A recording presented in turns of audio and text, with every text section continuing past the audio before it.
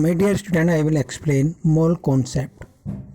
Mole concept, a mole is defined as amount of substance contained. Mean एक mole में number of atoms, atom को count करता है, एक ही एटम्स. अब जैसे अवोगाद्रो नंबर रिप्रेजेंट करता है मीन 6.02 टू 10⁻23 एटम्स. तो यहाँ पर एंटिटीज़ को ध्यान में रखना होता है कि वो एंटिटीज़ में number of atoms, molecule, ion, number of atoms, molecule and ion represent करेगा, या फिर कंपाउंड भी बोला जा सकता है उसको. तो ये कह रहा molar mass of an element, एक एलिमेंट का मोलर मास, और कंपाउंड इज मास इन ग्राम, किस में रिप्रेजेंट होता है, mass in gram of one mole. Mean एक मोल में इतने ग्राम रिप्रेजेंट होता है वो. इस तरह से जैसे कार्बन है, एक कार्बन को हम किस तरह रिप्रेजेंट करेंगे कि इसका एक कार्बन का ग्राम में जो मास होगा 12 ग्राम होता है. जैसे AMU रिप्रेजेंट करते हैं इसी, ठीक इसी तरह से. तो इट्स यूनिट ऑफ ग्राम पर मोल, इसकी जो यूनिट होती है ग्राम पर मोल होती है. एक इक्वेशन है, कार्बन डाइऑक्साइड रिप्रेजेंट होती है बाई कार्बन प्लस ऑक्सीजन. अब यहाँ पर कार्बन, एक तो कार्बन लिया है, एक ऑक्सीजन ली है, मतलब एक ऑक्सीजन मॉलिक्यूल लिया है, और इन दोनों कंबाइन होने पर कार्बन डाइऑक्साइड बनी है. ठीक है, इन दोनों के एक साथ कंबाइन होने पर कार्बन डाइऑक्साइड बनी है.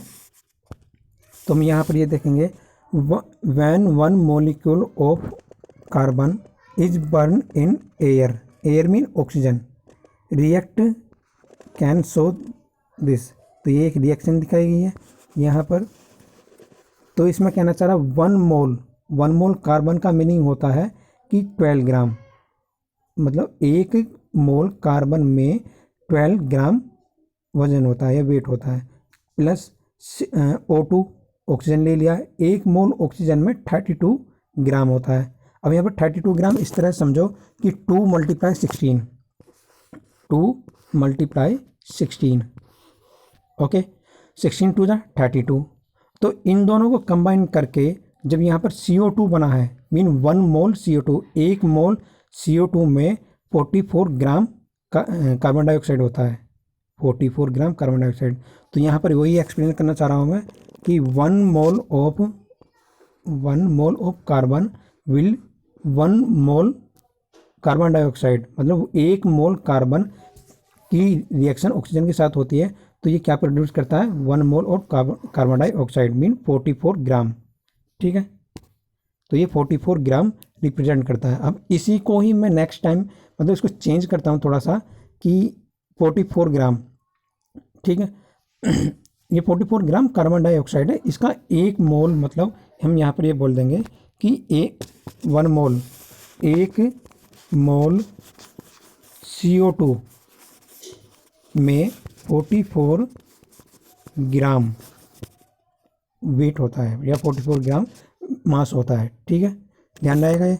तो ठीक इसी तरह से क्वेश्चन ये बनता है, थोड़ा सा स्लाइड करके देना होगा. एक क्वेश्चन ये है,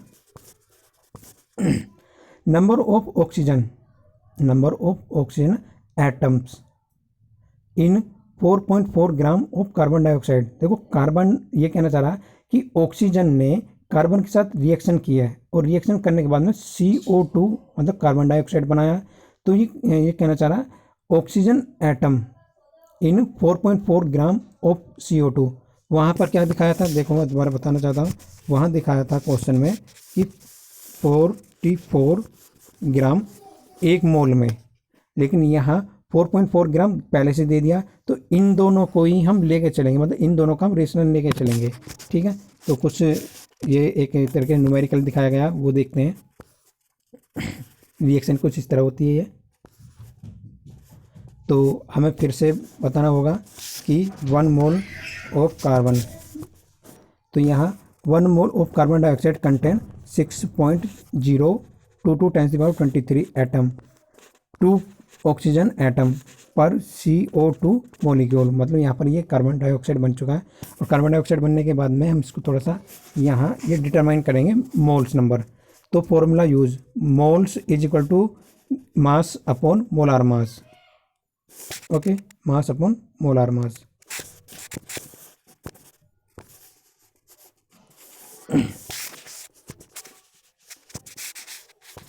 नाउ अगेन डिस्कस दिस। तो मैंने बोला था कि मास अपॉन मोलार मास, तो CO2 का मोलार मास कितना निकलता है? CO2 का मोलार मास निकलता है 44 ग्राम पर मोल।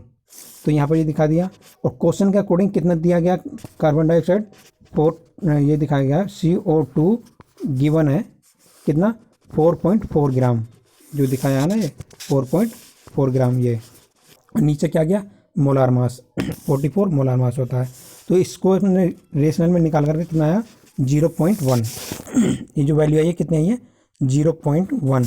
दोबारा बताता हूँ कि 4.4 को 4.4 अपॉन 44 इसको डिवाइड करके जो वैल्यू निकलती है ये निकलती है 0.1।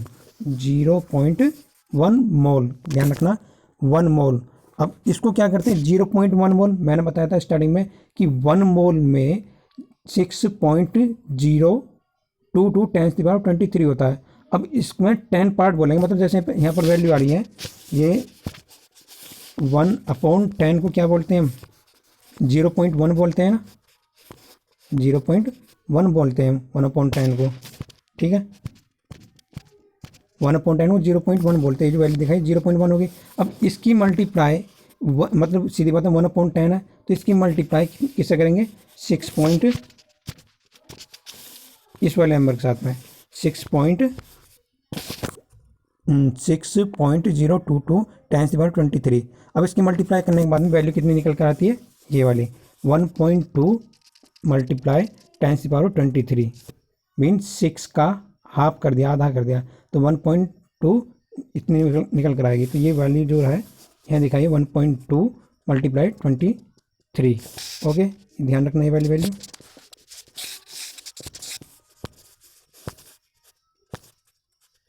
तो यहाँ पर कुछ इस तरह दिखाएंगे।